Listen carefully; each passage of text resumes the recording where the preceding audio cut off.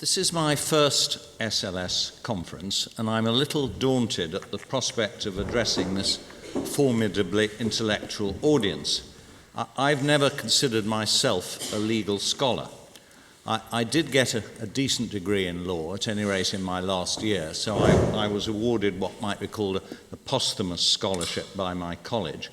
And for a short time afterwards, I taught the law of tort to supervision groups in Cambridge.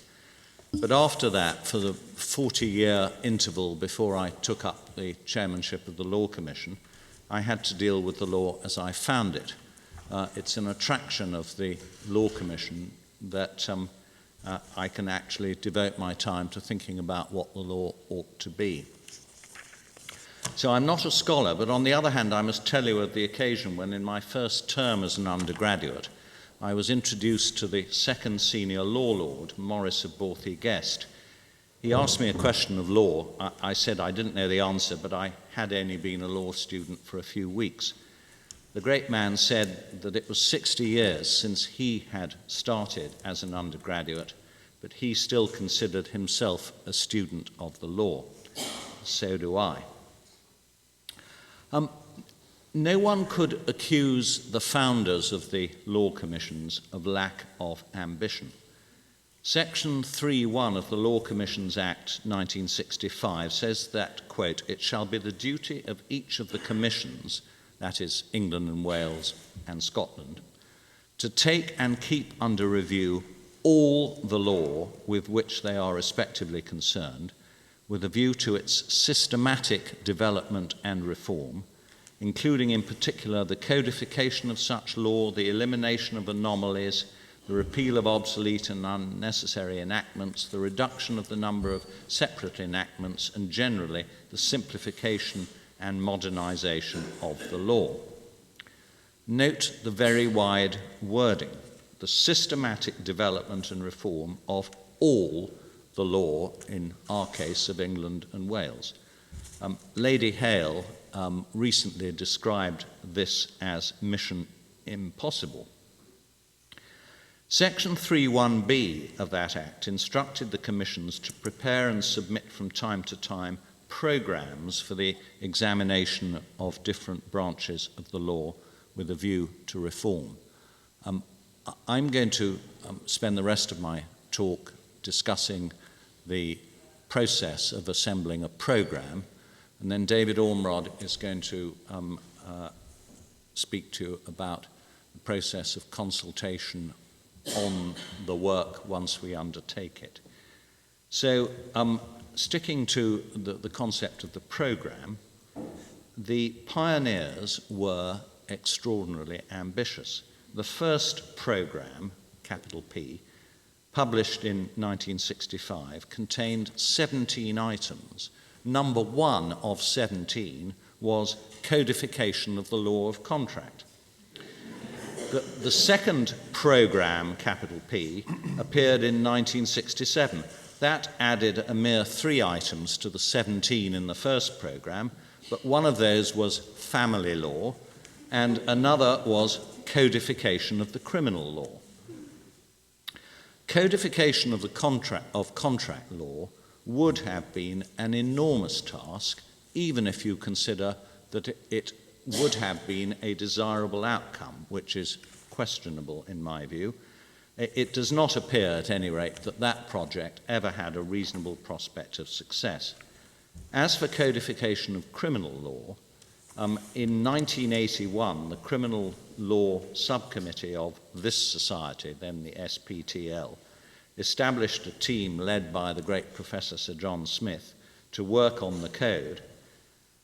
In the mid-1980s, the Commission took the project in-house. In 1989, a 2-volume criminal code looking like an old-fashioned white paper was published, covering both the general part of criminal law and a selection of the most common offences. It was supported in debate in the House of Lords in 1989, but little has been heard of it since then. Very recently, the present Lord Chief Justice has expressed support for codification of the criminal law. We are looking to codify one part of it, which is the law of sentencing. I don't mean whether the correct answer is 5 years or 7 years, but all the procedural stuff, which at present runs to 1,300 pages, and which David Ormrod and his team are seeking to codify. But I think a single criminal code covering everything is beyond the scope of what we could be doing, at least at present. Once the halcyon days of Lord Gardiner and Lord Scarman were over, the implementation rate of Law Commission reports was at times disappointing. There were some striking successes, notably the Children Act 1989, but all too often Law Commission reports led to no practical outcome. Under the chairmanship of Sir Terry Etherton between 2006 and 2009, negotiations took place which led to the Law Commission Act 2009 and a protocol agreed under that act. The protocol says that before approving the inclusion of a project in a Law Commission programme, the Lord Chancellor will expect the Minister with relevant policy responsibility to indicate that there is a serious intention to take forward law reform in the area of the proposed report. Now, the 2009 Act and the protocol might be criticised by purists, and I appreciate there are some purists in this audience, as restricting our independence and our right to take up any area of the law and consider whether it should be reformed. But I am not on the side of the purists. My view is that our limited resources should not be devoted to writing essays or textbooks if there is no real prospect of achieving reform. I accept, of course, that sometimes our reports persuade the courts, in particular the Supreme Court, to take action themselves. Lady Hale, in her address yesterday, referred you to two notable recent examples. One was Mirza and Patel, the blockbuster decision of the Supreme Court adopting proposals by the Law Commission on illegality. The other, less well known, is Nauer and Ministry of Justice on Fatal Accidents Act damages, a story in which your President and I played a part at various stages.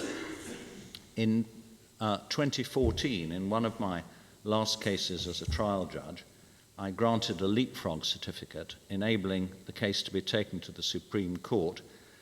They agreed to take it. They departed from two earlier decisions of the House of Lords and instead adopted the proposals of the Law Commission, where the relevant commissioner at the relevant time was Professor Andrew Burrows. He must have been about 21 when he was a commissioner, but anyhow, I'm glad to say that 17 years after he and his colleagues wrote their report, it bore fruit. But law reformers have to be patient people. Most often, we have to work by persuading Parliament to enact primary legislation. That involves competing for parliamentary time, which has always been a scarce commodity and always will be. An important part of the 2009 package of reforms was the revival of a special procedure in the House of Lords for Law Commission bills. The most recent bill enacted under this procedure was the Insurance Act 2015. The statistics are interesting in the time taken: 12 hours in committee, half an hour on the floor of the House of Lords, half an hour all stages in the House of Commons. That's a textbook example of successful law reform. But even for a special procedure bill, the business managers must be satisfied that there is a real problem which needs solving, and there are real benefits to be obtained from legislating. Something which appears a problem to a member of this audience may not pass this test. So the threshold tests for an idea to be included in our programme are these. Firstly, is the problem an issue on which the view of a commission of 5 lawyers is more valuable than the views of politicians or their constituents? For example, there's an interesting discussion to be had on whether the minimum age for voting should be reduced from 18 to 16, but it's not an issue on which it's useful to ask a bunch of lawyers. The answer is either yes or no, and lawyers have no particular part to play. Secondly, would a bill to enact the proposal result in a division in the House of Commons? If so, then we should have nothing to do with it. Thirdly, would the relevant department agree that there is a need for some reform in this area? If not, it fails the protocol test. And fourthly, do we have the resources to take it on? We have recently published what I call the kite-flying document, setting out some ideas of possible projects for the next programme.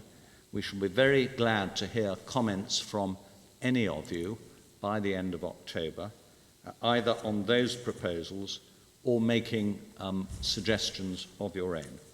But please don't ask us to write textbooks or essays. That's your job.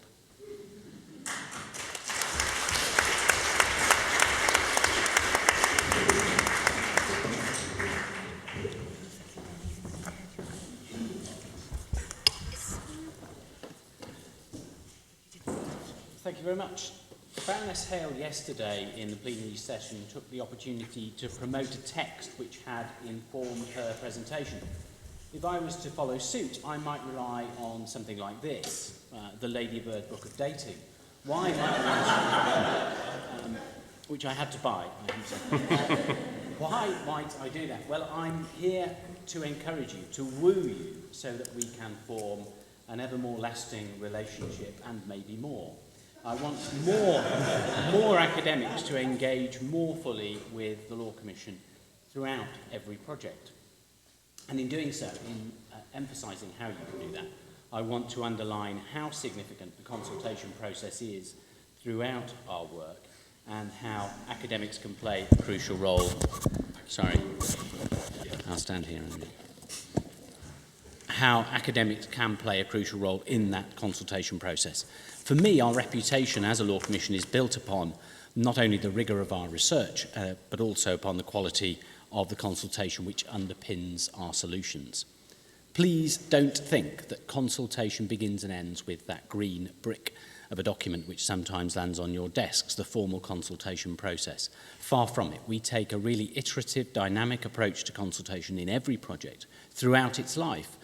Often we will begin our consultation before a project is even agreed to. So we will go out, we will scope with stakeholders the scale of the problem, the nature of the problem, the likely burden, the cost, the resource that will be required to resolve it, and government appetite. And we get some great ideas and some really good evidence. My favourite being on the potential firearms project, when we spoke to the Metropolitan Police and we were told of the instance of a 17-year-old on arrest saying, and his first words were, "You can't touch me with this article I have in my hand. You can't touch me for possession because it might look like a firearm, but it's actually a Section 58, subsection 2 antique."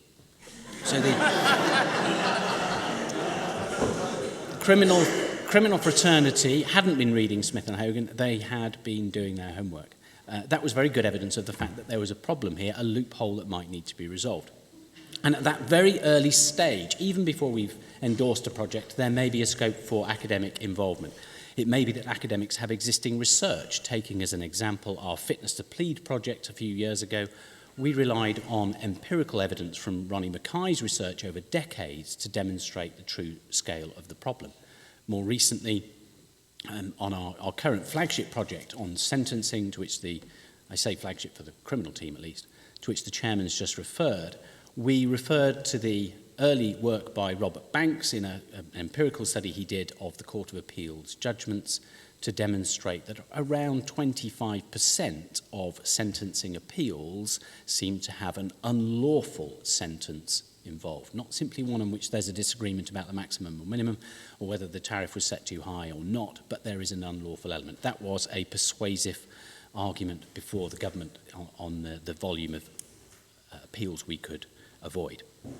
Once a project is up and running, of course, there is great opportunity for academic involvement. In some cases, we will look for academics to sit on advisory boards. We commonly hold round tables and invite academics with a passion for a particular project to become involved in them. So if you do have a particular passion, let us know. Acting as well as a consultant in some instances may be mutually beneficial. It certainly benefits the Commission. It may well benefit you in terms of your REF output and impact and so on.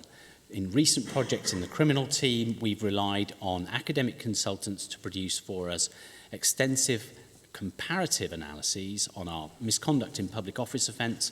We had a survey done of comparable jurisdictions, and more recently still, in a current project on the protection of official government data, which is focusing largely on the Official Secrets Act, we had, again, academic input looking at comparative work across 5 jurisdictions so that we could draw analysis. Now, there's a danger, I know, in legal tourism, but one of the great advantages of the Commission when we go to government is that we can demonstrate how comprehensive our work has been. And, of course, you already have that skill, that often you already have that research to hand that we can mine. Once the consultation paper is formally published, there is, of course, even more opportunity for academic engagement. That detailed critique, that line-by-line critique, which you offer of our work, usually in published form, but quite often in responses to us, unpublished but formal responses to us, is always welcome. We really need to know the strengths and weaknesses of our argument. We need to shore up our argument if we're going to persuade government and produce effective, robust solutions. I have to say here that academic response rates to certain projects have fluctuated. I got the office to look up today how many academics had responded on various recent criminal projects. The firearms project 12 months ago had only 1 academic response. Public nuisance and outraging public decency only a couple of years ago, again, only 1 academic response.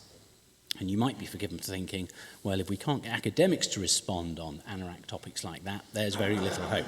I would never think that, of course.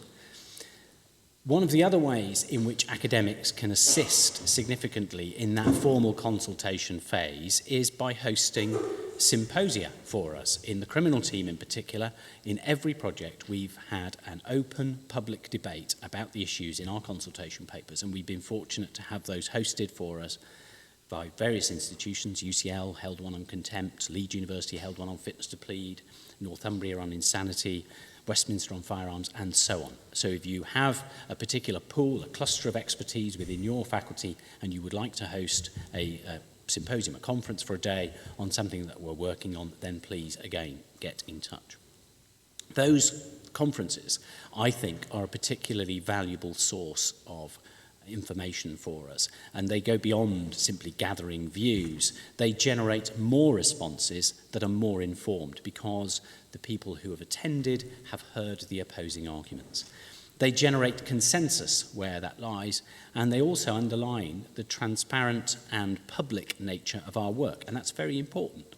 Quite often, the government takes heed of our reputation for independence, and the very reason, or one of the reasons, that government chooses to refer a project to us is because they know it will have an independence and it will have a perceived independence. The recent project, the current project on the Official Secrets Act, the protection of official government data, is a good example of that. The firearms work that we did for the Home Office is another good example of that. A very contentious issue. We had a very lively symposium there. Over 100 delegates came along to Westminster with a range of views from abolish to I live by my gun, and the range of questions was striking, and my favourite being, I own an ex-Indian Army howitzer which is pulled by 4 mules. How will your recommendations impact on my howitzer? I had to say that we would get back to that particular day. So please do consider inviting us along to host a round table or a symposium. And it's also worth pointing out that our consultation stage doesn't necessarily expect a response to every question. Of course, that would be ideal, but sometimes we produce documents of extreme length with multiple questions, not all of which will be of interest to you. If you're interested only in a part of a consultation paper, we'd rather have a response to a part than no response at all. And we've tried to be ever more dynamic in the way we present our consultation papers. You will usually find not only the consultation paper in full, but a summary, an overview, a video cast, an easy read. We do bend over backwards to make it easy for people to gain access to those. Not only, of course, for the academic community, but for the broader community. I went out not too long ago to talk to a group of learning disabled adults about our work on hate crime, and I was able, using the Easy Read document, to explain to them precisely what our recommendations about disability hate crime might mean for them, very successfully, I hope. So we're always looking for new ways to promote our engagement at that consultation stage. And just another plug for our Sentencing Code project. Next summer, we will be publishing the full draft code bill, several hundred clauses, which will form the basis of the single statute in which all of the sentencing procedure will lie. And we're going to publish that online, predictably, but we want to publish it in a way that it can be used, it can be tested. And the best way of doing that, we think, is for it to be hosted in the way that a true act would be hosted on the legislation.gov.uk website. We've been in discussion with National Archive, who host that website, and they're going to post on there that bill with all the full functionality that you would get in a legislation.gov act, so that people, judges, practitioners, academics can use it as if it was in force, so that we can test its workability. Even beyond the consultation paper, I'd urge you, of course, to keep in touch so that we can solidify that lasting, meaningful relationship that we've already engaged with. When our reports are published, write about them. Government takes note. Quite often when we are discussing with government officials the prospects of implementation, they will ask us, how has the report, how have the recommendations been received by the experts, by the academic community? And it's extremely valuable to be able to say that they have your endorsement. Thank you very much.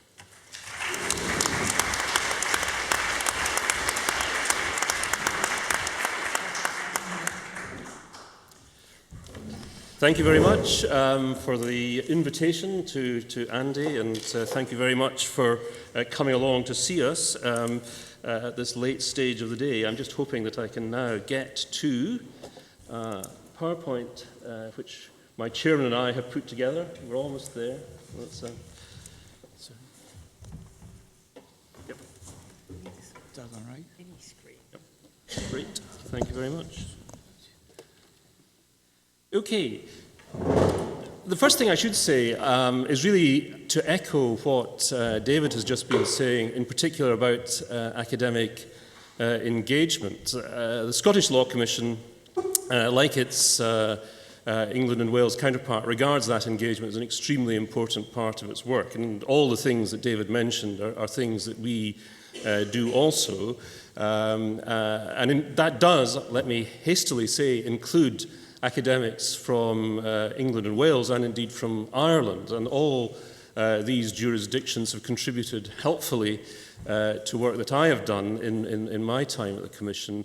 Perhaps most recently, the President was very, very helpful on certain provisions in our third-party rights bill, which I may have time to refer to later on. So do please feel able to engage with us, but we will come chasing you as well, and be annoyingly harassing by email until we get some sort of answer from you. We value your expertise. Now, the way that Paul Cullen and I have agreed to, as it were, divvy the labour between us in this particular exercise is for me to start by mentioning, first of all, and then to some extent this is a response to what Lord Justice Bean has been saying, that we are actually in the middle of a programme at the moment. This is it set out here on this slide. As you can see, it's quite a short programme. Most programmes are, I think, a bit longer, both for a Scottish and an England and Wales perspective. But this was quite a deliberately chosen, limited programme to see where things were going, if you like, with the whole Scottish question. Devolved Scotland is a very important aspect of the work of the Scottish Law Commission, although, as I'll try to explain in a moment or two, it's not the only aspect which we have to consider. This lists some of the current projects. It'll go on to a second slide in a moment. The one for which I'm particularly responsible is the contract law one, and the one for which the chairman is particularly responsible is the one at the foot, the defamation one. And these two projects will form the sort of centerpiece of our presentation here this afternoon. One or two other topics are on the go as well, but in this particular slide, the point I want to highlight for your consideration is the fact that we do actually do quite a lot of joint work with the England and Wales Commission.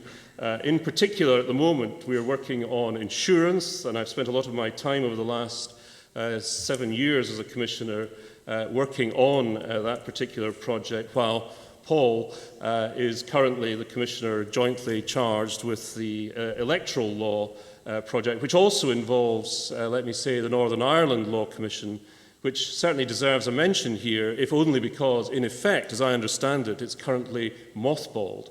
A world without an acting law commission, except in respect of this UK-wide project. And I think to notice about these UK-wide projects is that, of course, these areas are typically reserved areas. That's to say, only Westminster can deal with them. But the commissions really do have to act together to achieve success in these particular reserved areas, because the way in which they work out will not necessarily be the same in the jurisdictions concerned, and it's very important to keep these considerations in mind. But it's fair to say, and I hope my colleagues in London won't mind my saying, is that by and large they do the heavy lifting in these joint projects, and that we are the critical friends or the friendly critics living in Edinburgh and sometimes popping down to London to see our friends and have lunch with them and things like that, and voice our criticisms. But it is important to be aware, I think, of the significance of these joint projects. And from our point of view, at the moment, the difficulty is the resource factor which they involve. These are big projects, as you will see in a moment, in particular with insurance. And for the Scottish Law Commission, which is a much smaller body than the England and Wales Commission, the resource demands can be quite intensive. We have had a model very recently of unjustified threats in intellectual property litigation, where essentially it is a matter of UK concern, but it was quite clear that we did not have the resources as such to deliver on that particular area. And the arrangement we came to on this occasion was that England and Wales would take the whole burden, as it were, but that I, myself, would provide some sort of consultancy and support from a Scottish point of view. Hopefully that's successful, because now there's a bill in Parliament, and we shall see what we shall see in due course on that particular, on that particular project. Now, what I want to talk about for the rest of my time at the podium is my contract project. And I was interested to hear Lord Justice Bean referring to the codification of contract as one of the early projects in Law Commission history. That was a project which was never quite a joint project with the Scots, but the Scots were heavily involved. So there's a whole history, I think, to be written there about that project and its relationship to Britain's attempts at the time to join what was then called the Common Market, and so on, and the reasons why it failed as well.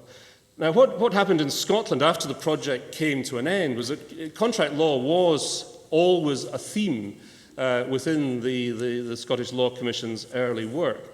And this led to 4 reports which were published in the 1990s prior to the arrival on the scene of devolution and the Scottish Parliament and so on. And what seems to have happened to these reports was not that they were received with hostility or any kind of significant criticism from the profession, legal profession in particular at the time. They were never implemented because the Scottish Parliament's priorities in law reform were primarily, I think, land law, the abolition of feudalism and all that went with that, which became a major project within the Scottish Parliament based largely on Scottish Law Commission work through the first sort of decade almost of the 21st century. So that when I arrived in the Commission, there were these 4 unimplemented reports. And the idea was essentially to revisit these. And I think one of the things is that there's a certain continuity in the Commission's work. But if your stuff is not implemented and you still think there might be something in it, it isn't really enough just to point to the past report and say, well, there it is. That's what we thought in 1992 or 1999, as the case might be. You have to look at it again and see what the current issues in that particular area are. The other idea was that we weren't looking necessarily to produce a code of contract. It was a health check. That was how it was always presented. And one of the yardsticks that we would use was a European project, which I had worked on, the Draft Common Frame of Reference, which had produced what was in effect a contract code. And when we went out to consult on this, we also received submissions from the legal profession as to other areas that we might wish to look at. And that's what led to us looking at execution and counterpart and also third-party rights. And this is what we've produced. We've had discussion papers on 2 now of the 4 reports. A draft discussion paper went out to our advisory group on the day before I came down here, and they're all busily reading it, I'm sure, at this moment. That's the penalty clause one, and my new assistants and I have started work on the topic of remedies. The basic idea we have at this stage is that I will climax my career as a law commissioner by producing a report on all 4 of these, a single report, on all 4 of these in this time next year. Whether this is excessively ambitious remains to be seen. Now, you may think 2 discussion papers in 7 years is not that impressive, but we have been interrupted en route because the elements which were referred to by the profession have indeed in their own right led to reports. And in the case of the first of these reports, the one on execution and counterpart, that has been enacted using the special Scottish parliamentary procedure for Law Commission bills. And I'm pleased to say that the third-party rights report, only published in July this year, was announced in the First Minister's speech to the Scottish Parliament just at the beginning of this week as one of the bills that will be going through Parliament, we hope, using the special procedure in the course of 2016-17 parliamentary session.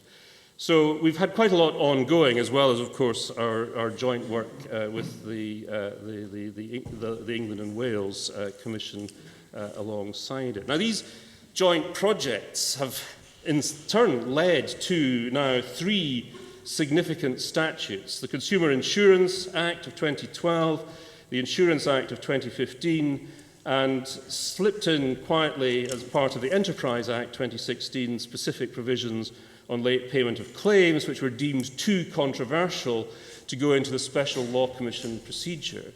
But the government decided it liked these proposals, so it was put into the Enterprise Act, where they could whip the members into line and take the government view. And there was some controversy when the Enterprise Act was in Parliament, but it is now through and it will come into force on that particular provision next year. So there is a bit of an interplay, I think, in all these matters between what you might call the special procedure, the stuff that isn't controversial, and the controversial. If the government can be persuaded, then controversial as it may be, it will go through. Likewise, consumer law. There's been a whole range of consumer projects which we have seen through. Some of it has gone through the special procedure. Most of it has in fact gone through Westminster. So I think one of the things that we have to work on as commissions, we can achieve success with our special procedure and so on, but we mustn't just focus on the special procedure. We must continue to focus on areas which will involve the full-blown Westminster process in Westminster and the Scottish Parliament process, the political process, if you like, in both these legislative bodies. We don't have in Scotland a protocol akin to the 2009 one of the Law Commission of England and Wales, which Lord Justice Bean mentioned. And there's debate, and I think it's a useful debate to have as to whether or not we should be having such a protocol. The Chairman and I discuss this constantly, but I'll leave it to him to pick up that particular thread if he wants to in his remarks to follow. Thank you.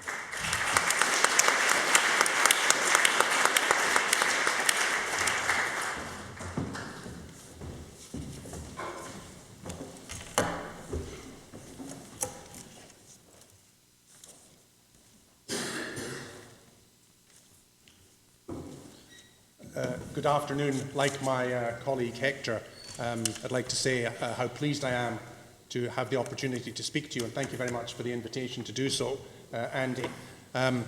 As the final member of the TAG team, I thought I would just mention the project which I'm working on. It's of some interest for a number of reasons, and particularly how we came about to be doing this particular project as the Scottish Law Commission. And I think it shows how the Commission may have a role to play where the government, the Scottish Government, fears to tread. The background, as many of you will know, to fairly major defamation reform in England was a concern about so-called libel tourism, that is, wealthy claimants having tenuous connections with England and Wales, coming to the courts in London to litigate.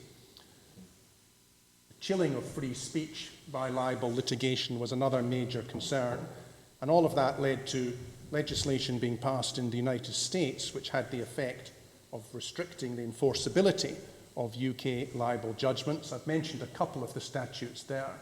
The first is not a misprint. It really was called the Libel Terrorism Prevention Act, passed in New York State in 2008. All of this, as again many people will know, led to pressure for reform, strong pressure for reform, before really building up to the 2010 general election from a number of organisations: English Pen, Index on Censorship, Sense About Science, and then a major report, Free Speech is Not for Sale, an examination of the whole question of the law of libel and press standards, including privacy, by the House of Commons Culture, Media and Sport Committee. And that in turn led to the Defamation Act of 2013. I've just put up on the slide very quickly the main principles or pillars of that act. Again, you may be familiar with many of them. The whole intention was to nudge the balance, the Article 8, Article 10 balance, slightly in the direction of Article 10. So a new threshold test of serious harm for actionability.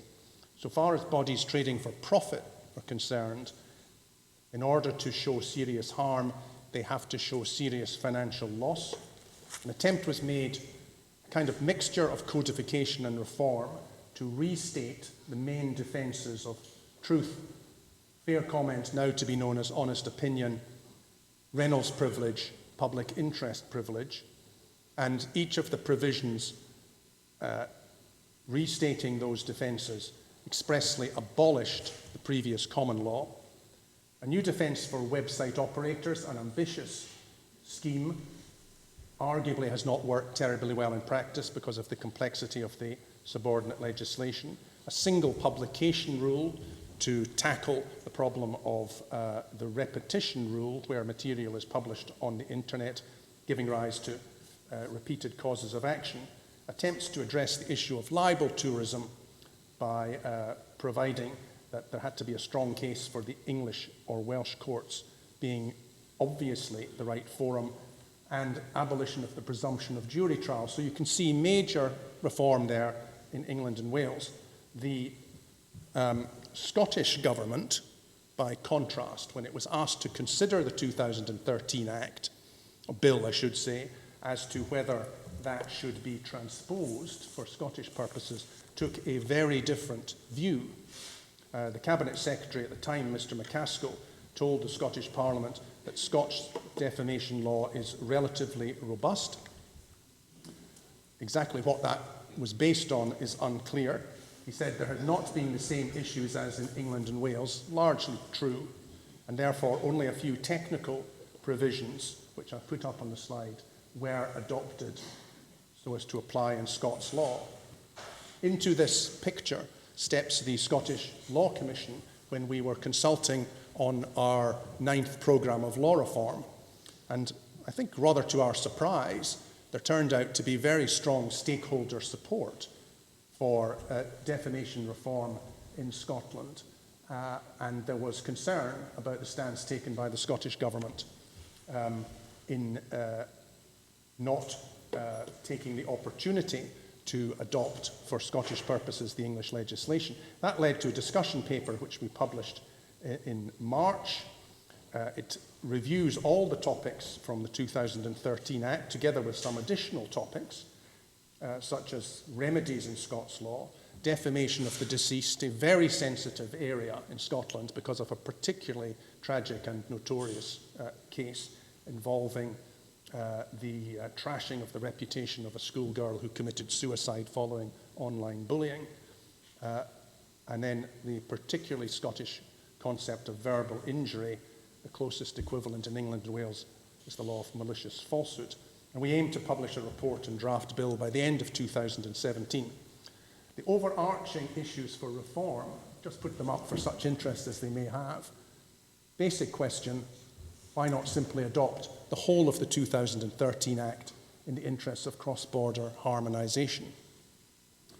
A difficult dilemma, our discussion paper said, not least because we have different conceptual roots in Roman law, particularly relevant for this area of the law, and arguably no evidence of a chilling effect or libel tourism in Scotland. I've just asked the question, and I won't answer it because I'd be interested in hearing what people's views are. Is codification realistic? Something that's come through to us rather strongly from the consultation exercise. The law needs to be accessible and easy to use, particularly important for the new media, often small publications operating online, not accustomed to dealing with lawyers. They can find themselves suddenly faced with a very threatening letter from a solicitor, and they've no idea how to deal with that. That's the chilling effect at the sharp end. One stakeholder said to me, we just want to be able to look up the law, find it in one place, and know what it says. Seemed to me to be a pretty good point. Moving then very quickly to our next programme of law reform, on which we will be consulting in 2017, our selection criteria, judging by what Lord Justice Bean said, these are slightly differently formulated from our colleagues in London. The last time they were importance, suitability, mainly legal, not political, no other body better suited, and then, as Hector mentioned, we're particularly interested in candidates for the new procedure in the Scottish Parliament, which has been quite successful so far. Of course, our resources are limited. Some final thoughts, ladies and gentlemen. I'm very interested in the idea of trying to obtain stronger government commitment or buy-in to our projects at the stage of project selection to avoid the kind of distancing effect which can arise and to ensure that we improve the prospects for prompt implementation. I'd like to see a quicker response by government to our reports. I think the Scottish Parliament, as a young legislature, could develop an interesting role when it comes to proactively considering and debating law reform ideas, not necessarily waiting for government to do so. Finally, collaboration with the academic communities. Of course, we've always had a very strong relationship with the academic community.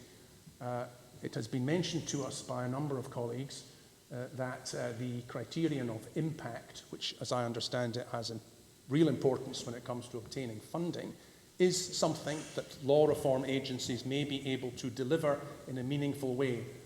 We can provide a pathway towards practical impact. That's an idea that I'm very interested in developing, and we are thinking about it. Finally, Andy asked me to mention consolidation.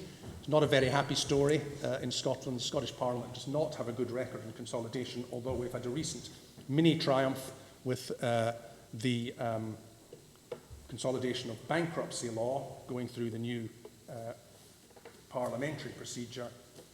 And lastly, statute law repeals, not perhaps the most exciting topic, but nonetheless important.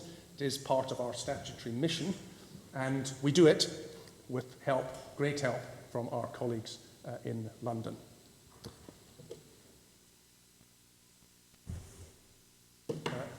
Those are our contact details. We're rather proud of our Twitter feed. We have a surprisingly large number of followers, and I would urge you to join them. Thank you.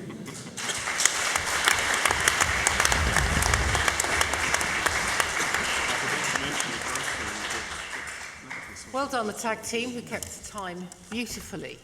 We have a roving microphone for questions, and your president first, since he caught my eye first. Well, thank you very much. Is this switched on? Yes, I think it is. Could I just ask about this, the criteria? Because I was very interested to hear Lord Justice Bean express those criteria for the projects that the English Law Commission would take on. I think in a novel way. I may be wrong about that, but could he perhaps elaborate on whether those are novel ways of expressing the criteria, and are they published on the website? In other words, are they publicly available? Yes, the statement in the kite flying document gives these 5 questions. 1, how important is reform? To what extent is the law unsatisfactory? 2, what are the potential benefits of reform? 3, is the Law Commission the most suitable body to conduct the project? 4, are there necessary resources available? And 5, would the project require involvement from the Welsh Government and or Scotland or Northern Ireland? I don't think that's quite what you said. No, it isn't quite what I said. But the question 3, is the Law Commission the most suitable body to conduct the project, involves a subset of questions which, as I said, are really, is this a question for a bunch of lawyers, and would it cause party political division? The document goes on to refer to the protocol principle as well. So I have to say, I loved the way that you expressed it. I just thought it was a very neat elaboration of the underlying idea, but I just thought it would be perhaps worth clarifying whether that was an official statement or your personal elaboration. It's not an official statement in the sense that it's in statute. I think it is in the protocol, and anyway, I think it has been the practice of the Commission throughout its history to steer clear of anything that is likely to involve a division on party lines in the House of Commons. I think it would be fatal, and that there's so much to do which doesn't. And then you can get on to areas where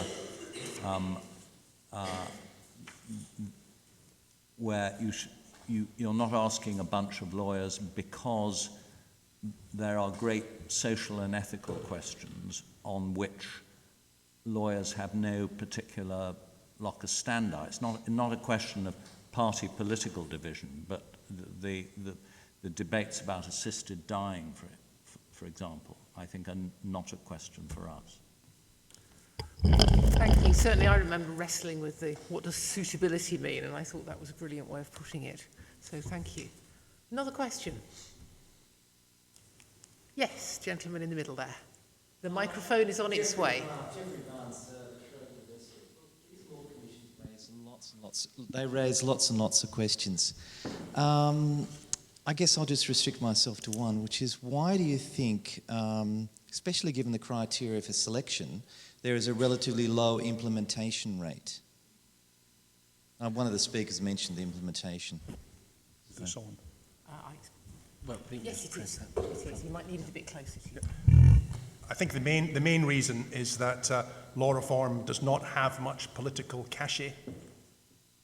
It is extremely difficult to interest and engage the attention of the politicians in law reform projects, something that struck me very strongly in my nearly 3 years at the Scottish Commission. That's one reason why I'm interested in moving us just a little closer to the governments, because we serve two governments, Holyrood and Whitehall, at the stage of choosing our projects. I don't myself believe that necessarily compromises our independence. That's a constitutional principle now, which nobody would question. But we're impressed by what our English colleagues have done with the protocol. We don't have that at present in Scotland, and I think that, that we should seriously consider that. In New Zealand, the model which has been developed by Sir Geoffrey Palmer, former Prime Minister of New Zealand, who became the President of the New Zealand Law Commission, does involve a quite close contact between government departments and the Law Reform Agency at the point when projects are being thought about.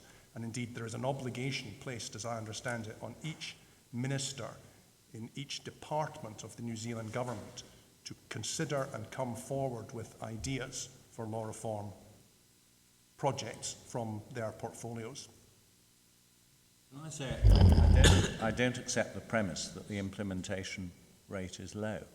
In the last 10 years or so, if you exclude stuff where we've only just reported and the government with the best will in the world can't be expected to have implemented it, the implementation rate is over 2/3.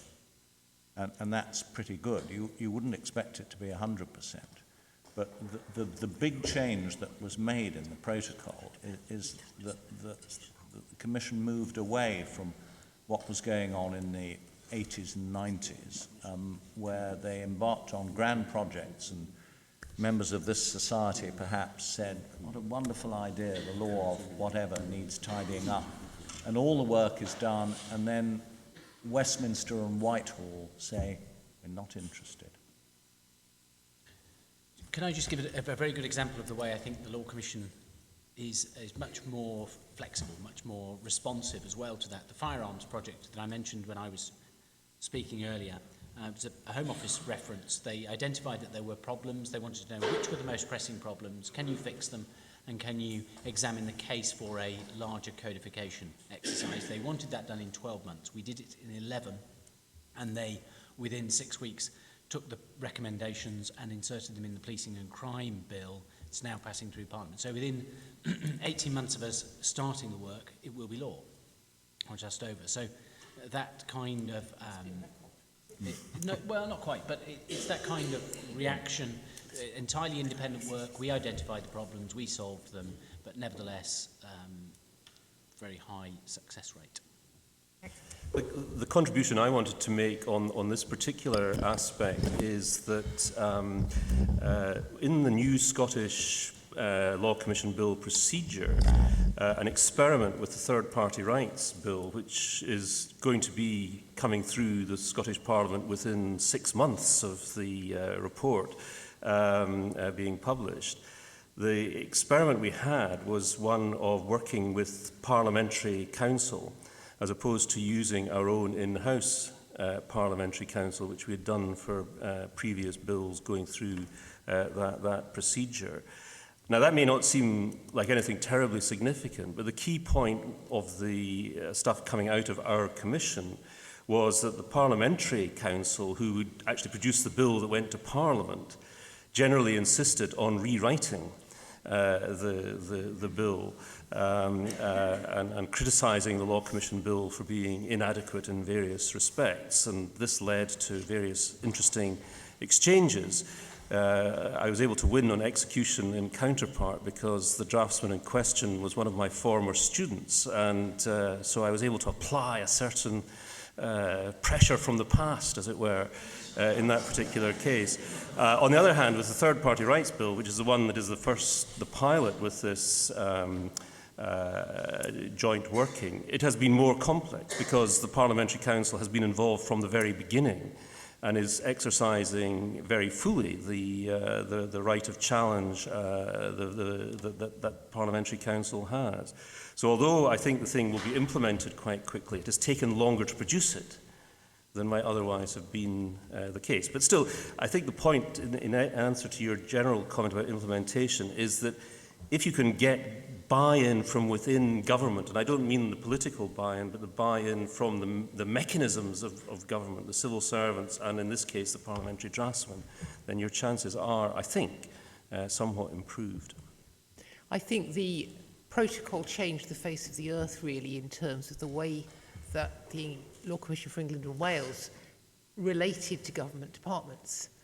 Under the old system, as David said, the 80s and 90s, the Law Commission would go away and think about something, and we've always had to have our programmes approved by the Lord Chancellor, so they've never been a complete surprise to government. But we would go beaver away for a few years, and then cast your mind to the innocent civil servant sitting at his desk in the Ministry of Justice. One day, a green brick arrives on his desk and wobbles, and he thinks, where does this come from?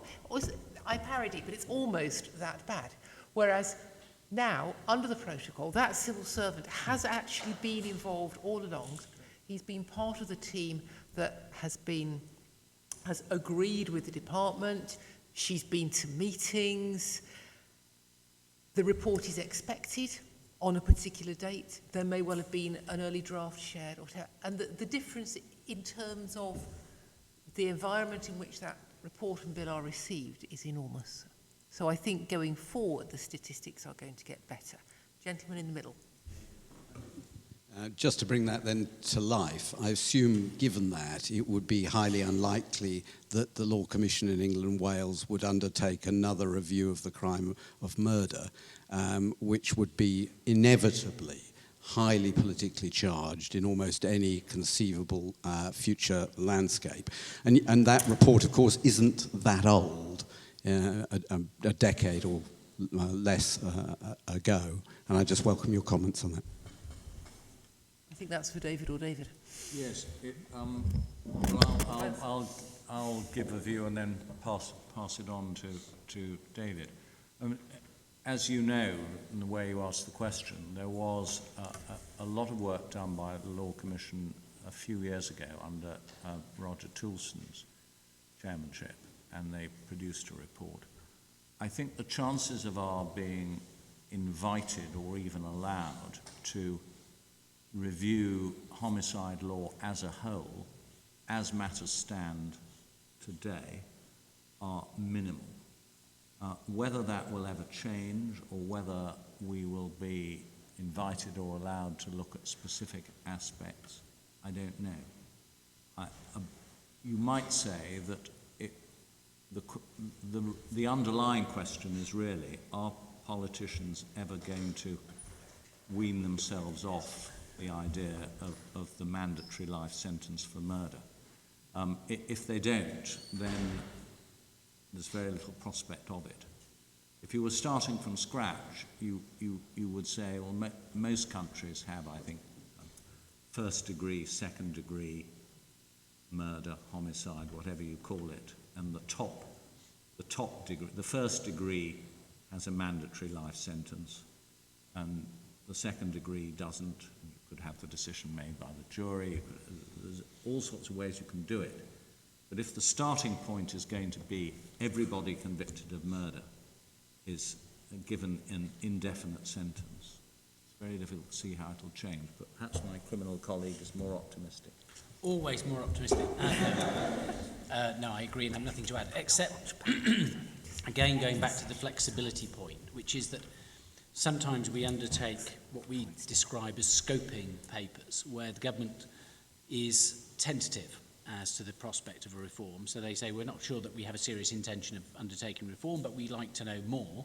Go off and do 12 months' work explaining to us what the benefits of a particular project would be, where the pitfalls are, what the outcomes are likely to be. And sometimes that's a very worthwhile exercise. So I could see that there may be an opportunity in the not-too-distant future for a scoping review of the current law of homicide. Is it working? What has the impact of the mandatory sentence been? What has the impact of Joji been, which Jill spoke about earlier in the criminal justice section? So a degree of optimism, but I share the chairman's realism. Another question. Lady over there. Sorry. It's because we're sharing a microphone, so it keeps having to walk between us. Oh, you're right, sorry. Thank you. Yes. I'm visiting this conference from Australia, and Welcome. it occurred to me as I was listening to the presentations that in our jurisdiction we have a very large number of law reform commissions. A large number of? Law reform commissions, Right. as we call them. Of course. And we have both state and federal law reform commissions.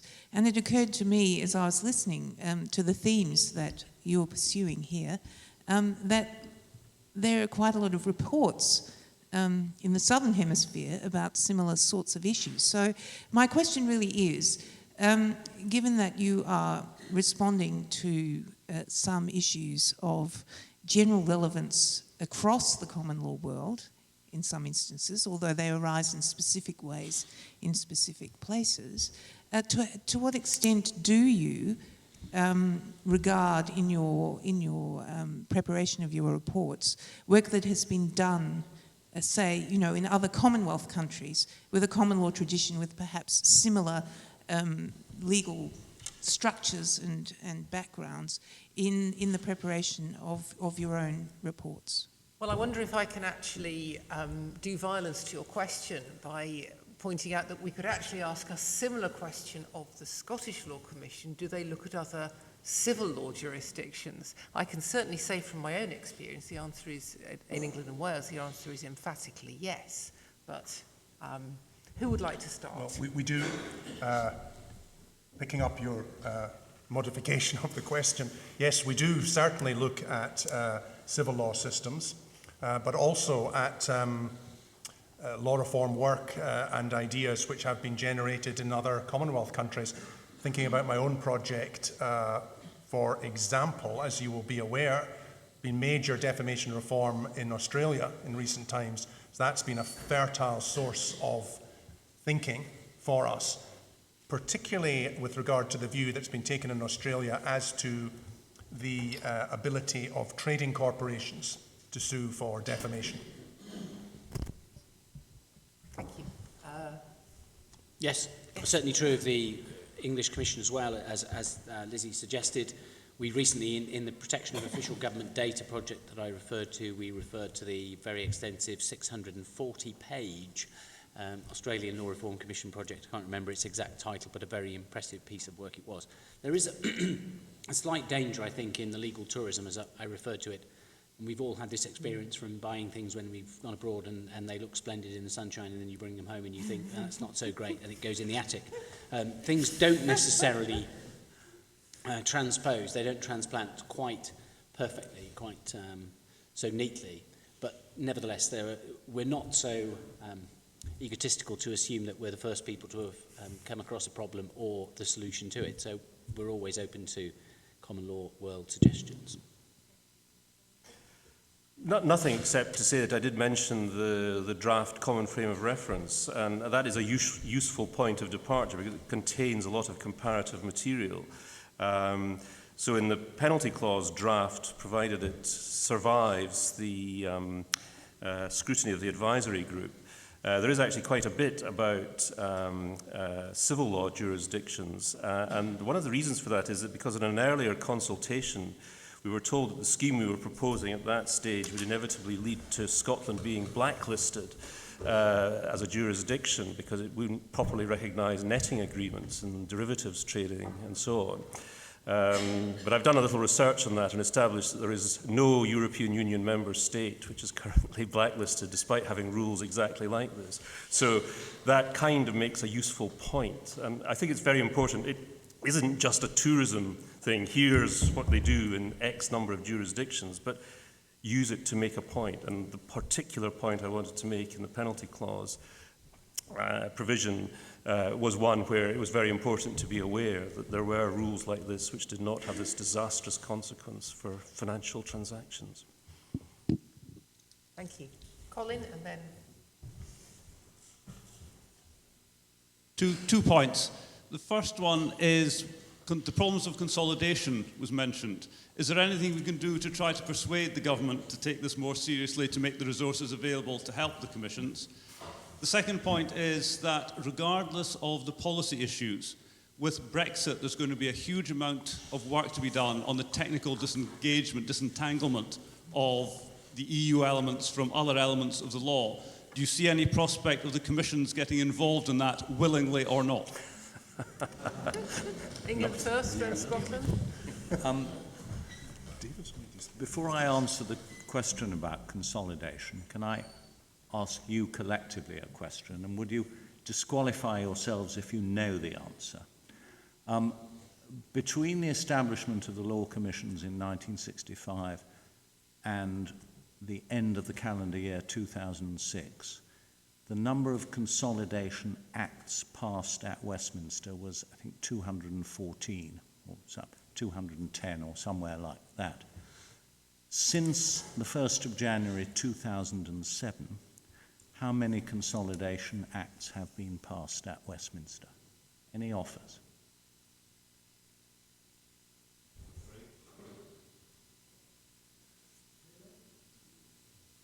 2.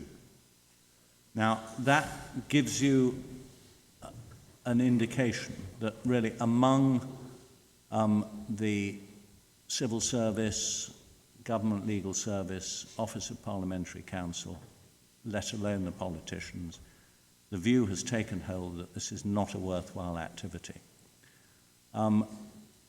It's a shame, perhaps. It's never going to be top of any politician's wish list because, by definition, it changes nothing. It does fulfill the simplification part of our mission, and I personally think it's worthwhile. It's almost more worthwhile in the electronic age than it would have been earlier, because the Consolidation Act can then be kept up to date by amendments. We are going to, I hope we are going to, achieve the codification of sentencing procedure law. David and I have both mentioned it. That will be achieved by, firstly, 2 or 3 pretty anorak-like clauses in a government programme bill, paving the way for an old-fashioned consolidation bill, which will contain, probably as Schedule 1, the new Criminal Procedure Code. And if that goes well, as I hope it will, it may rehabilitate consolidation in the minds of the people I've described. But at the moment, there is absolutely no will to do it. Should we deal with that and then come back to Brexit? So consolidation. Just from a Scottish perspective on consolidation, I believe this is a very important part of the Law Reform Agency's job to tidy up, rationalise and simplify the statute book and make it user-friendly and accessible. In everyday criminal practice in Scotland, practitioners and courts have to wrestle with an out-of-date, extremely diffuse, messy mass of legislation, which makes procedural decisions, management of cases, sentencing extremely difficult. I think law commissions should be pressing and lobbying government to return to the consolidation agenda. For some reason, no doubt many reasons, it's gone off the radar. The wider point from a Scottish perspective I'd like to mention, if I may, is this. The Scottish Parliament is a very small legislature, single chamber, 129 MSPs. They now have extensive further powers in regard to taxation and social security. It's a real concern to me that this means that the space and room for law reform is going to be increasingly squeezed in Scotland. Obviously, politically, there is no prospect of a second chamber nobody's going to sign up for more politicians. So this is a real challenge for us. It's something that we are constantly speaking to government, or should I say, trying to speak to government and to get them interested in it. But yeah, it's not a happy tale, unfortunately. And I think we do have a responsibility as the law reform agencies, if I may say so, to try and get this up the agenda. And all credit, if I may say so, to the English and Welsh Commission's done a fantastic job with regard to your sentencing project. Thank you for that. Could I, David reminds me to draw to your attention that one of the kites we're flying in the kite flying document is under the heading streamlining.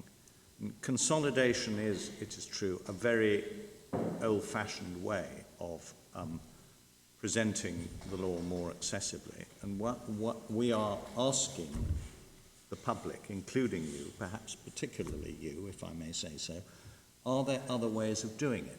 For example, in criminal law, there's a multiplicity of offences, some of which the nation could probably do without any great harm to the body politic. In other words, could Archbold or Blackstone be shrunk without harm to the body politic? In civil and family law, there are more and more litigants in person. Are there important bits of basic law which could be reenacted in some form, maybe consolidation, but not a 300-section consolidation act, but just a little code which litigants in person could take with them? I don't think there's an easy answer, but it's a question on which we would very much welcome your views. Brexit. Now, the even more difficult question. Why don't The ultimate hospital pass. Thank you, David. Is there a role for the law commissions? One can see that there might conceivably be, when it comes to looking at the technical side of things, where we would fit in the whole evolving picture. I think it is very difficult to say at present. Certainly, I don't think I'm giving away any secrets by saying we have not been contacted by the Scottish Government as yet, asking for our thoughts about what role we might play. But we stand ready to assist the nation. Well, we're in a slightly different position in that, obviously, the Brexit Act will be an act of the Westminster Parliament.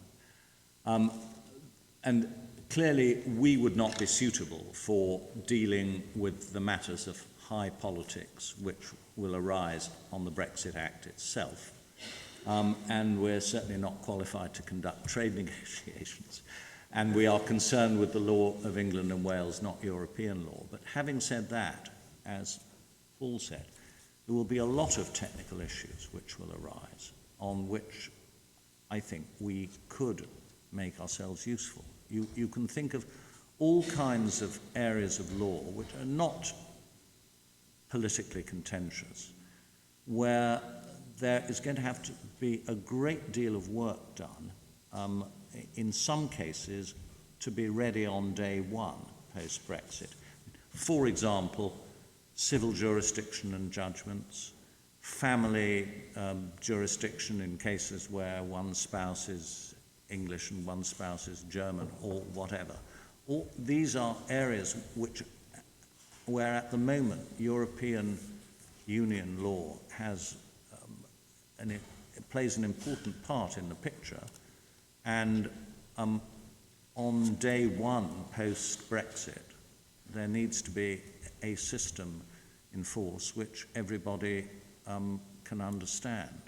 There are other substantive areas where European Union law plays an important part, but where there won't be quite such an urgent need. If you say environmental protection law or consumer protection law, I assume that the Brexit Act will say something like all the European Union law which has been adopted in the UK by 31st December 2019 or whatever Brexit day is, will continue in force from the 1st of January until we say otherwise.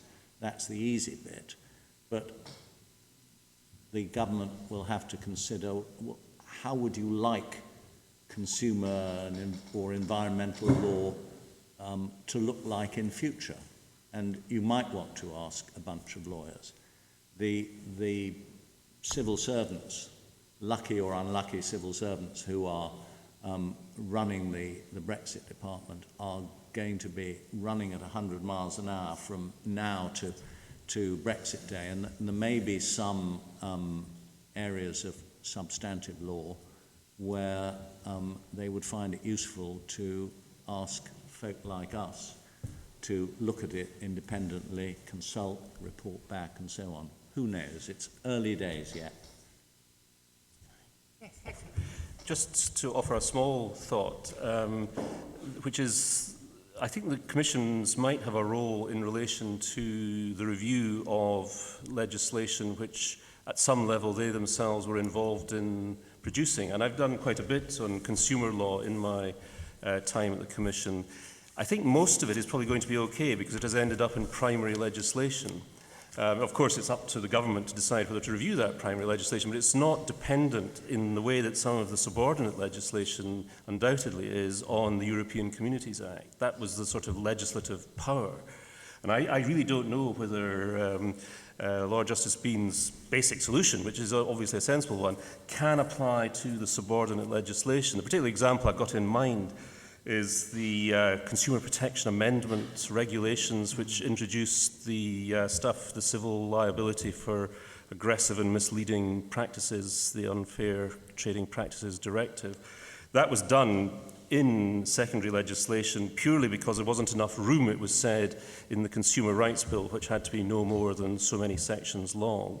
So it is pure chance that it has ended up as an SI, but it's clearly completely vulnerable to the repeal of the European Communities Act, which is the authority for it. So I think there is work for us to point these things out and to say you will have to take a decision whether you want that legislation brought into primary legislation or to see it evaporate on Brexit Day, whenever Brexit Day turns out to be. Thank you. Other David, anything to add? No. There's a question waiting down here which may well be the last one, given the time.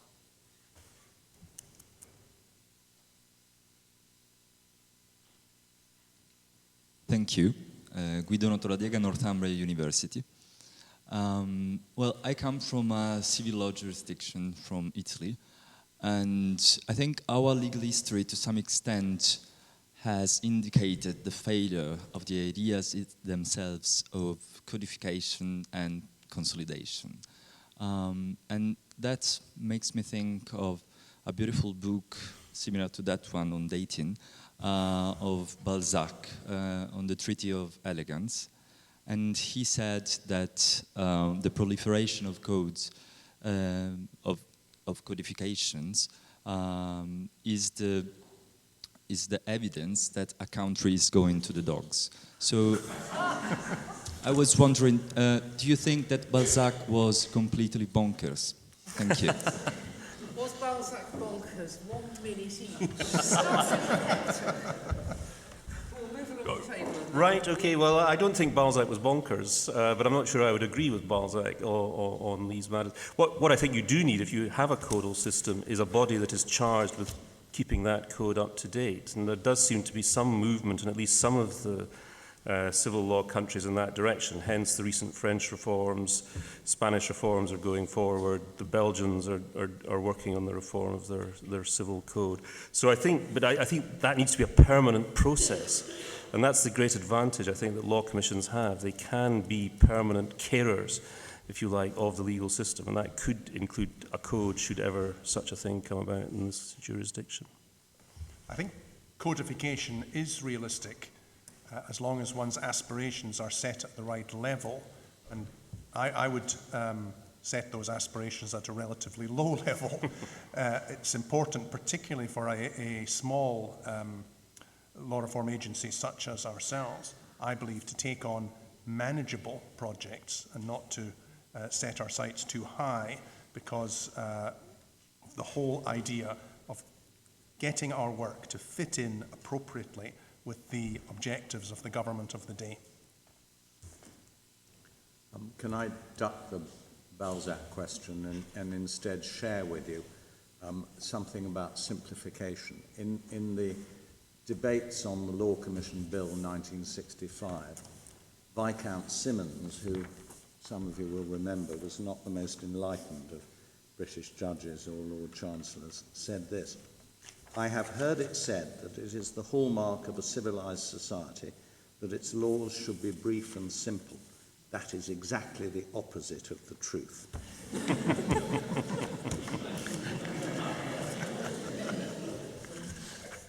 I can't agree on that. On codification, what's not to like? Clarity, accessibility, comprehensive, consistent, all of those seem to me to be valuable aspects of any law in a democracy respecting the rule of law.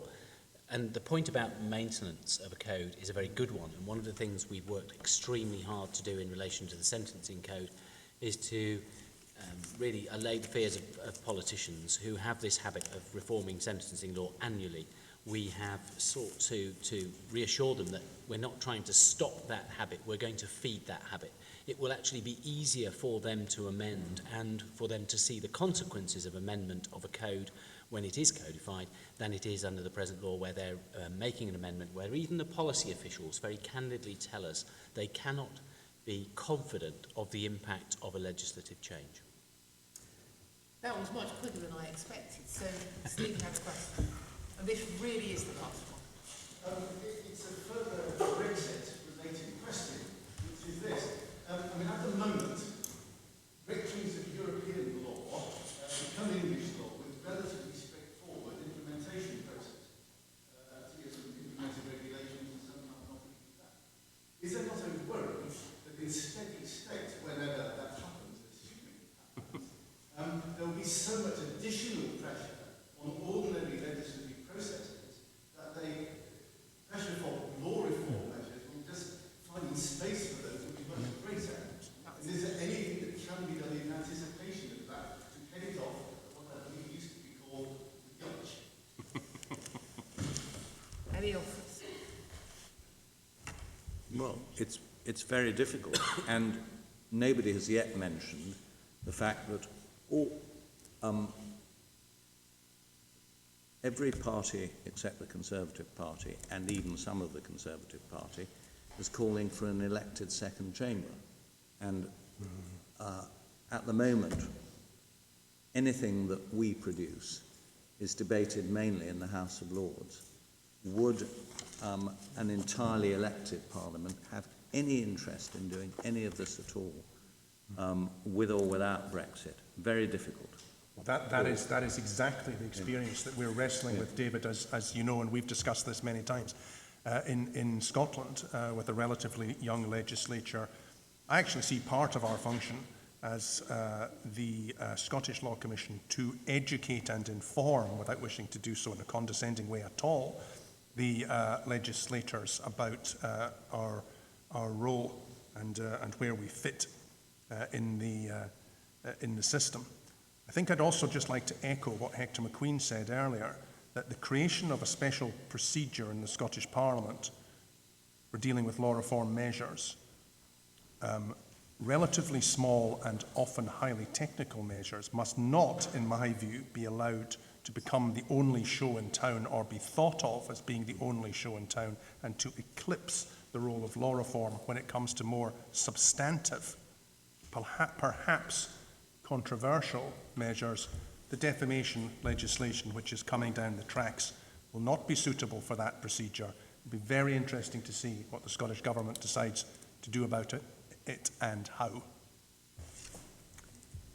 I agree. And may I, Lizzie, in the one remaining minute, we haven't mentioned Wales.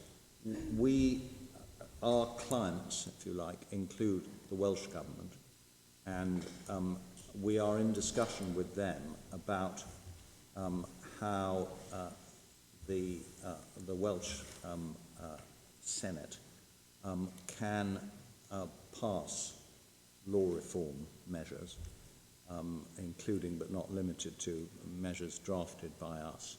And like the Scottish Parliament, they're a very young body. There are some advantages in not being encrusted with 700 years of tradition. They can start, and we're actually having very interesting, constructive discussions with them. Many thanks to our panellists and to all of you present for a very good session. You now have to put your running shoes on and get to all sorts of drinks. Your president wants to.